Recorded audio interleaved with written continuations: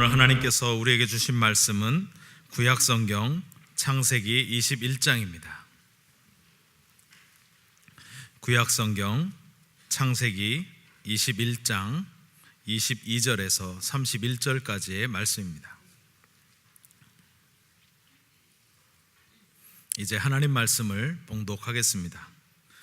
그때에 아비멜렉과 그 군대 장관 비골이 아브라함에게 말하여 이르되 내가 무슨 일을 하든지 하나님이 너와 함께 계시도다.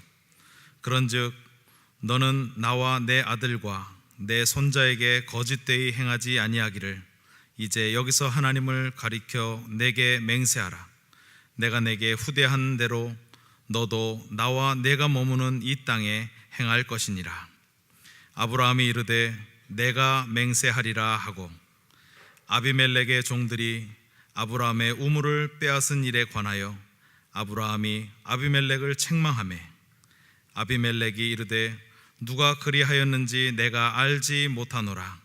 너도 내게 알리지 아니하였고 나도 듣지 못하였더니 오늘에야 들었노라. 아브라함이 양과 소를 가져다가 아비멜렉에게 주고 두 사람이 서로 언약을 세우니라. 아브라함이 7 암양 새끼를 따로 놓으니 아비멜렉이 아브라함에게 이르되 이 7 암양 새끼를 따로 놓으면 어찌미냐. 아브라함이 이르되 너는 내 손에서 이 암양 새끼 7을 받아 내가 이 우물 판 증거를 삼으라 하고 두 사람이 거기서 서로 맹세하였으므로 그곳을 브엘세바라 이름하였더라. 아멘. 하나님께서 이 말씀을 통하여 우리에게 은혜 주시기를 원합니다. 여러분들은 얼마나 하나님과 자주 함께 한다는 그런 생각을 갖고 사십니까? 아침에 눈을 뜰 때 하나님 이 아침을 제게 해주셔서 감사합니다라고 그렇게 하루를 시작하십니까? 아니면 저녁마다 오늘 하루도 지켜주셔서 감사합니다라고 하루를 마무리하십니까? 아니면 주일날 교회에 올 때나 하나님 생각을 할까? 일주일 동안 그저 바빠서 하나님 안녕히 계십시오, 다음 주에 뵙겠습니다 하고 그저 일주간 한 주일씩 주간 인사를 하시는 그런 분들은 안 계십니까? 더 심하게 따지면 예배드리는 이 시간조차도 그저 우리 일상생활 순간순간 그저 하나님과 동행한다는 것에 대해서는 아무 생각 없이 그냥 잘 살고 잘 드시고 사시는 분도 계실런지 모릅니다. 어쩌면 하루에 하나님 생각을 한 번도 안 하면서도 하나님과 동행한다는 느낌을 가지지 않은 채로 지금까지 내가 너무나 잘 살고 있다라고 생각하시는 분이 계시다면 하나님이 여러분들을 굉장히 아주 역설적이지만 철저하게 돌보고 계시다는 사실에 여러분들은 감사하셔야 할 겁니다. 여기서 아멘은 별로 좋은 뜻이 아닌 것 같습니다. 며칠 전 아주 고통스러운 체험을 한 적이 있습니다. 저희 집에서 나오는 길에 엘리베이터를 탔는데 더운 여름철 이 엘리베이터 바닥에 뭔가 물이 떨어져 있었습니다. 처음에는 그냥 아무 생각 없이 탔는데 이제 문을 닫고 나니까 그 흘린 물에서 나는 냄새가 그 엘리베이터 안을 온통 어지럽혔습니다. 한 일주일쯤은 된 것 같은 그런 음식 쓰레기의 그겁니다. 숨을 쉴 수도 없고 안 쉴 수도 없는 그런 상황이었습니다. 11층에서 1층 내려가는 게 그렇게 오랜 시간이 걸리는 줄을 저는 그때 처음 알았습니다. 문이 열리자마자 코부터 문 밖으로 나가는 느낌이었습니다. 숨을 쉬면서 정말 이 깨끗한 공기 너무 좋구나라고 했던 것을 경험했습니다. 수영할 때도 마찬가지죠. 건강한 사람이 물 밖에서 숨 쉬는 게 뭐가 더 어렵겠습니까마는 그러나 물속에서 수영할 때에 남들 숨 쉴 때 한 번 못 쉬면 그러면 그 다음 숨 쉴 때까지 굉장히 어렵습니다. 숨 쉬는 것 어려운 것 아니지요. 그러나 오염된 공기 속에서 그리고 혹은 물 속에서 우리는 숨 쉬는 것이 매우 어렵다는 것을 체험합니다. 평소에는 그 귀중함을 잘 모르고 살 때가 더 많이 있지만 그러나 중요한 것은 내가 공기를 소중히 여기든 혹 그렇지 못하든 간에 그 공기가 내 주변에 항상 머물고 있다고 하는 사실을 우리는 기억해야 할 것입니다. 우리가 하나님과 동행을 느끼는 것도 마찬가지입니다. 내가 하나님을 생각하든 생각하지 않든 하나님은 우리들과 함께 계십니다. 그러나 우리가 이 세상 어떤 부분에서든지 결핍에서 오는 갈급함을 느끼게 된다면 우리는 하나님에 대하여 더욱 간절한 마음을 지니게 될 것입니다. 하지만 우리 앞에 그 급한 불이 꺼지고 나면 하나님을 향한 그 갈급함까지 사라지는 반복적인 경험을 하면서 은혜의 지속 시간이 그렇게 길지 않다는 단점을 우리는 순간순간 체험합니다. 그러나 그렇게 저급한, 그렇게 부끄러운 우리의 믿음이 드러난다 할지라도 하나님은 분명히 우리와 함께 계십니다. 성도들은 주님이 나와 함께 하신다는 사실을 성경의 지식으로나 혹은 체험을 통해서 분명히 알고 있습니다. 그런데 하나님께서 나와 함께 계신다는 내적 동행의 확신뿐만 아니라 성도들에게 있어서는 외적인 확인이, 외적인 증거가 함께 필요하다고 하는 사실을 기억해야 합니다. 다른 성도들이나 믿지 않는 사람들로부터 그리스도인이라고 하는 외적인 증거가 하나님과 동행하고 있다고 하는 그 확신이 그저 저들의 눈에 보여져야 한다고 하는 사실입니다. 성경은 로마서 14장의 말씀을 통해서 그러므로 그리스도인들은 하나님을 기쁘시게 하며 사람에게도 칭찬을 받는다고 기록하고 있기 때문입니다. 오늘 성경에서 아브라함은 하나님이 아브라함과 함께 계신다는 외적 증거를 기억하고 있습니다. 네가 무슨 일을 하든지 하나님이 너와 함께 계시도다 하고 아비멜렉과 군대장관 비골이 아브라함을 찾아와서 말하고 있기 때문입니다. 아비멜렉은 왕의 아버지라는 뜻을 가지고 있는 단어로 바로가 애굽 왕을 총칭하는 그런 대명사의 역할을 하듯이 블레셋 왕을 총칭하는 그러한 이름입니다. 여러분들이 창세기를 조금 더 읽다 보면 이삭과 아비멜렉이 또다시 우물을 놓고 언약을 맺는 장면을 보게 됩니다. 조금 전에 아브라함과 언약을 맺었던 그 왕이 다시 이삭과 그 조약을 맺는 것이 아니라 그 블레셋의 왕을 대표로 하는 명사로 아비멜렉이라고 하는 단어가 쓰여졌다는 뜻입니다. 물론 성경에서는 기드온의 아들로서 아비멜렉 혹은 제사장 아비아달의 아들로서의 아비멜렉도 기록하고 있습니다마는 아비멜렉의 뜻은 이렇게 고유 명사와 대명사가 섞여 있다고 하는 사실을 여러분들이 기억하시기 바랍니다. 군대 장관으로 등장하는 비골, 그 이름의 뜻은 모든 자의 입, 즉 왕의 말을 전하는 대변인이라는 뜻을 가지고 있습니다.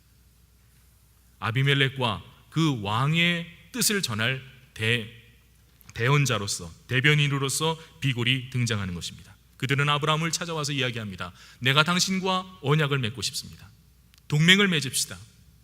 전에는 상대도 되지 않는 그러한 관계였는데 이제는 그 아브라함의 입지가 커졌다고 하는 것을 아비멜렉의 말을 통해서 알 수가 있는 것입니다. 아비멜렉은 이야기합니다. 나와 내 아들, 내 손자에게 거짓되게 행하지 아니할 것을 하나님을 가리켜 맹세하라. 하나님이 위대한 신인 것을, 적어도 아비멜렉은 그 이름을 걸어서 언약을 세울 만한 가치가 있는 존재라고 하는 것을 아브라함을 통해서 하나님을 발견하게 되었다는 뜻입니다. 아브라함은 언약을 확실하게 하기 위하여 암양 7마리로 약속을 합니다. 그 우물의 이름은 브엘세바였습니다. 맹세의 우물이라고도 하고 일곱의 우물이라고도 합니다. 바로 암양 7을 아비멜렉에게 아브라함이 주면서 언약을 세웠기 때문입니다. 브엘세바라고 하는 지명은 헤브론에서 남쪽으로 한 40km 정도 떨어져 있는 그러한 지역입니다. 여러분들이 구약성을 읽으시다 보면 단에서부터 브엘세바까지라고 하는 그런 표현을 자주 접하시게 됩니다. 다시 말하면 단은 이스라엘의 북쪽 경계를 뜻하고 브엘세바는 남쪽 경계를 뜻하는 지명입니다. 단에서부터 브엘세바 할 때는 우리로 말하면 백두에서 한라까지 하는 그런 표현으로 이해하시면 됩니다. 북쪽 끝과 남쪽 끝, 다시 말하면 아브라함과 아비멜렉이 언약을 세우는 곳이 바로 이스라엘의 남쪽 경계가 될 만큼 하나님께서 아브라함을 통해 그 남쪽 지경을 넓히셨다는 뜻이 됩니다. 아브라함은 에셀나무를 심습니다. 나무를 심는다고 하는 것은 농사를 짓는 것보다 훨씬 더 긴 시간을 바라보는 행위입니다. 그래, 내가 지금 아비멜렉과 이곳에서 언약을 세우는데 이 언약이 변하지 않도록 이 나무를 볼 때마다 그 약속을 새롭게 하자는 뜻으로 나무를 심고 또 그곳에서 여호와의 이름을 찬양하는 그러한 모습을 우리에게 보여주고 있습니다. 하나님께서 자신과 함께 하심으로 지금까지 고난을 넘게 하신 것에 대한 감사의 표시입니다. 여기까지는 참 영광스러운 장면인데 문제는 이와 아주 유사한 본문이 조금 더 나아가면 창세기 26장에 이삭을 통해서 거의 그대로 반복된다는 것에 있습니다. 역사를 통해서 시행착오를 줄여가야 할 터인데, 그런데 그렇게 하지 못하는 것은 옛날이나 지금이나 마찬가지인 것 같습니다. 정파 싸움으로 인해서 임진 왜란 앞에 힘없이 무너졌던 우리 과거의 역사, 일제 36년, 그리고 지금도 싸우고 있는 우리의 정치를 보면서 우리는 뭔가 조금 더 달라지고 변화되어야 할 미래를 소망하지만 그것이 좀처럼 이루어지지 않는 안타까움을 품고 있습니다. 창세기 26장에서 아브라함의 아들 이삭은 아비멜렉과의 언약을 보여주고 있습니다. 이 아비멜렉은 아버지 아브라함과 했던 그 아비멜렉과는 또 다른 왕으로 우리 여러분들이 이해하셔야 합니다. 블레셋의 아비멜렉에게 아내를 누이라고 속이는 일은 아버지와 거의 동일합니다. 창세기 12장과 20장에 이미 아브라함이 지나갔던 그 길인데, 어떤 사건은 이삭이 태어나기도 전에 벌어진 일임에도 불구하고 이삭이 아버지가 갔던 길을 그대로 따라하는 것을 보게 됩니다. 정작 문제는 그랄 땅에 머무는 이삭에게 100배의 소출을 얻어서, 그래서 마침내 거부가 된 그때부터 블레셋의 질투가 시작됐다는 것에 있습니다. 이 시대에도 성도들의 핍박은 세상에서 두드러지게 주목을 받고 영광을 얻을 때 시작이 됩니다. 블레셋 사람들은 이삭이 판 우물을 메웁니다. 이삭은 다툼을 피해서 또다시 다른 곳으로 가 우물을 팝니다. 에색이라고 이름을 붙였습니다. 그 우물까지 쫓아와서 그 우물을 내어놓으라고 블레셋 사람들이 채근을 합니다.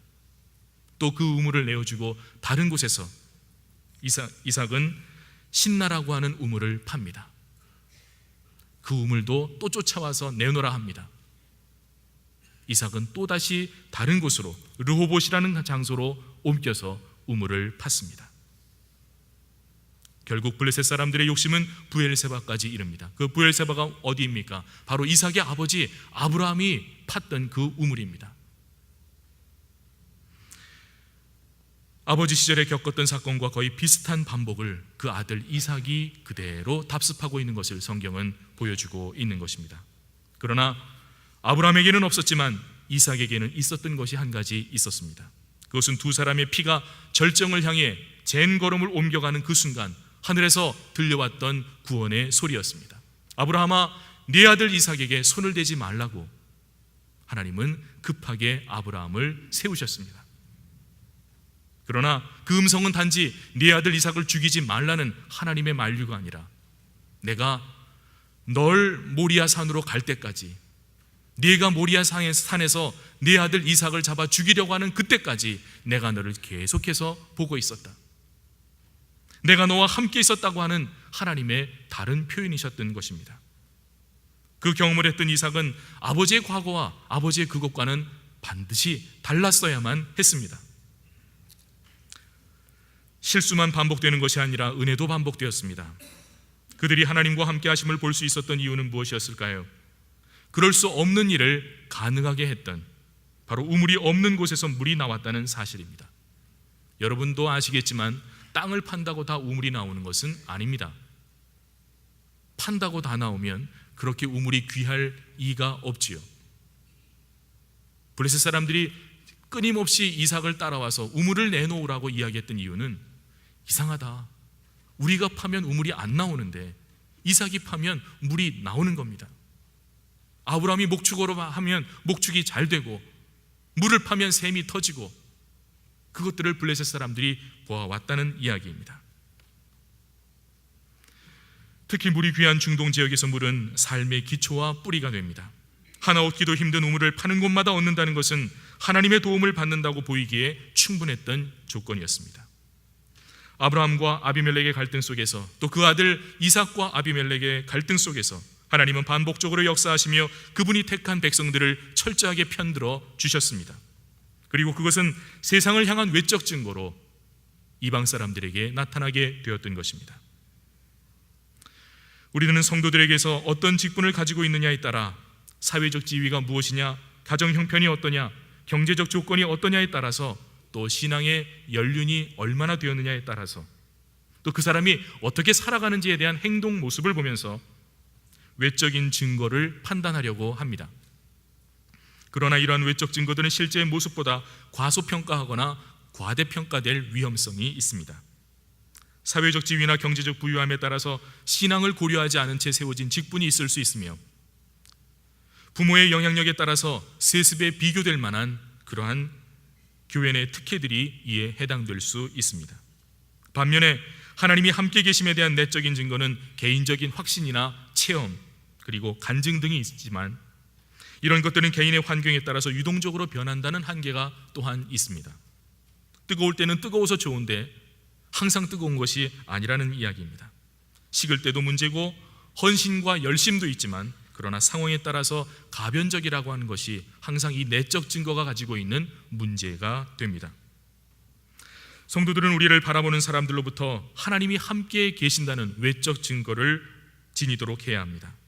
우리가 세상 속에서 살 수밖에 없기에 비록 그들과 함께 살고 있지만 성도들의 영역이 있어야 하고, 또한 성도들만의 영역이 있어야 한다는 뜻입니다. 우리는 세상 속에서 빛과 소금의 사명으로 부름을 받았습니다. 이 말씀에 철저히 순종하여 그리스도의 향기를 나타낼 때 세상은 우리를 통해서 하나님이라는 이름의 가치를 발견하며 성도들에게 희망을 기대할 것입니다. 그리 아니하실지라도라는 신앙의 주인공들처럼 세상의 위협 아래 굴복하지 않는 결단력이 우리 가운데 있어야 하겠습니다. 배 오른편에 그물을 던지라는 이성과 상식을 뛰어넘는 우리 주님의 명령에 아무 조건과 이견을 달리하지 않고 철저히 순종하는 모습이 있어야 합니다.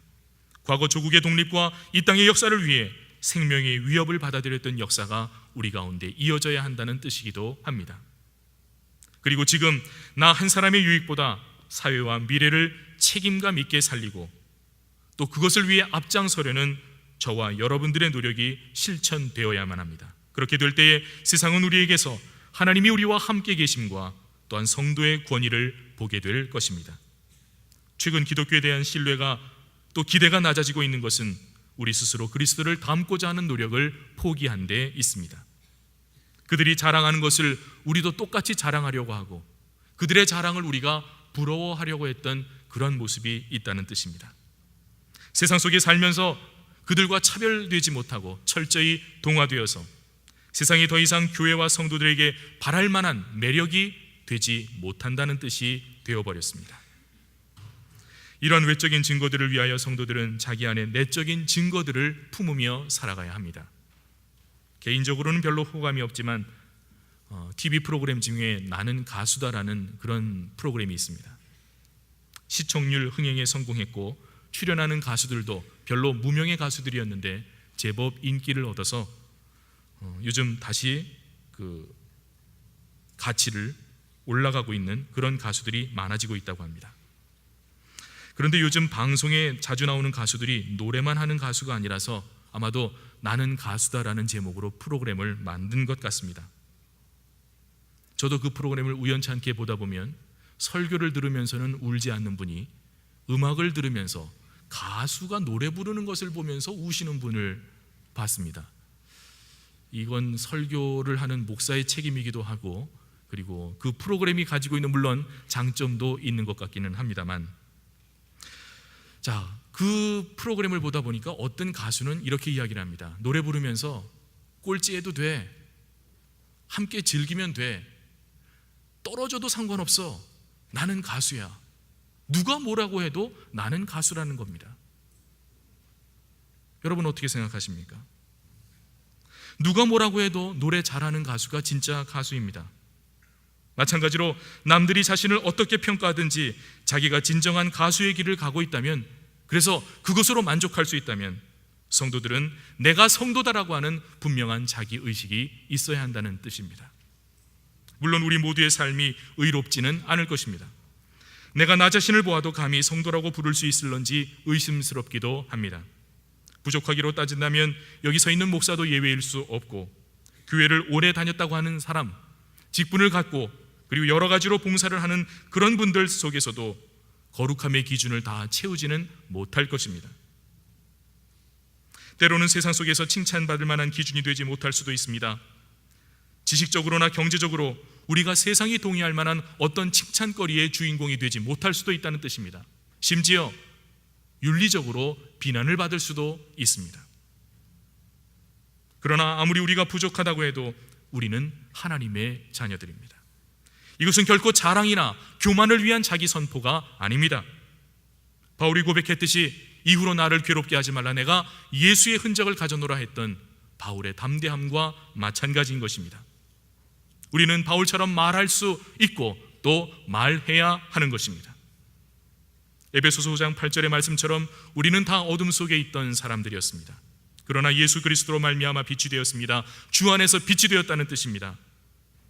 그러니 이제부터는 빛의 자녀들처럼 행하라고 성경은 우리에게 명령하고 있습니다. 주님 밖에서는 어둠이었지만 주님 안에서는 빛이라는 이야기입니다. 또 빛이 될 수 있고 또 되어야 한다고 우리에게 명령합니다. 우리는 예수님처럼 빛 자체는 되지 못한다 할지라도 적어도 빛처럼 살아야 한다는, 또 살 수 있다는 거룩한 부담감을 지녀야만 합니다. 사탄은 우리의 죄악을 집요하게 공격합니다. 우리의 욕심으로 시작된 죄가 점점 커져서 결국은 사망에 이를 수밖에 없다고 우리를 정죄하고 괴롭힙니다. 그러나 성경 고린도전서 15장은 감히 우리에게 이렇게 명령하고 있습니다. 사망아 너의 승리가 어디 있느냐? 사망아 너의 이기는 것이 어디 있느냐? 사망에 쏘는 것은 죄요 죄의 권능은 율법이라. 우리 주 예수 그리스도로 말미암아 우리에게 승리를 주시는 하나님께 감사하노니, 그러므로 내 사랑하는 형제들아 견실하며 흔들리지 말고 항상 주의 일에 더욱 힘쓰는 자들이 되라. 이는 너희 수고가 주 안에서 헛되지 않은 줄을 알미니라 했습니다. 마귀는 우리를 자꾸 흔듭니다. 의롭게 살려고 하는 우리를 흔들어 놓습니다. 지금까지 파왔던 많은 우물들을 사탄은 쫓아오며 메워버립니다. 회방합니다. 빼앗아갑니다. 과거에도 그랬고 앞으로도 그럴 것입니다. 그리고 이러한 도전들은 앞으로도 끊임없이 우리들을 괴롭히며 공격할 것입니다. 빛으로 살고 싶어하는 우리들의 노력과 수고를 물거품으로 만들며 의롭게 살려고 다짐했던 성도들을 무기력하게 포기하게 만드는 그런 결과도 나타나게 할 것입니다. 그러나 기억하십시오. 하나님이 우리와 함께 하십니다. 하나님이 함께 하시는 성도들, 바로 여러분들이 성도입니다. 내가 하나님의 자녀다, 내가 성도다. 누가 뭐라고 해도, 사탄이 아무리 나를 괴롭히고 유혹해도, 그리고 나를 주저앉히고 포기시키려 한다 할지라도 나는 하나님과 함께하는 하나님의 사람이다. 세상을 향해, 그 도전들을 향해 당당히 여러분들의 성도됨을 외치며 나아가시기 바랍니다. 여러분들의 의의가 무엇 있습니까? 없습니다. 하지만 우리 주님의 보혈을 의지하며 그분이 약속하신 세상 끝날까지 너희와, 그래서 그 너희에 포함되는 바로 저와 여러분, 여러분들의 가정과 우리 교회와 이 민족 가운데 내가 세상 끝날까지 함께 할 것이라고 하셨던 우리 주님의 약속을 붙들고 믿음으로 전진하는 우리 모두가 되시기를 주님의 이름으로 권면을 드립니다. 기도하겠습니다. 하나님이 우리와 함께 하심을 세상이 알게 하시고 우리 스스로도 그것을 고백하게 하옵소서. 믿음이 머리에 갇혀 있지 않게 하시고 우리의 삶이 되게 하옵소서. 현실에 만족하지 않고 미래를 향한 신앙의 목표를 세우며 책임 있게 감당하는 우리 모두가 되게 하시고 이 땅의 교회가 이 땅의 민족이 되게 하옵소서. 예수 그리스도의 이름으로 기도하옵나이다. 아멘.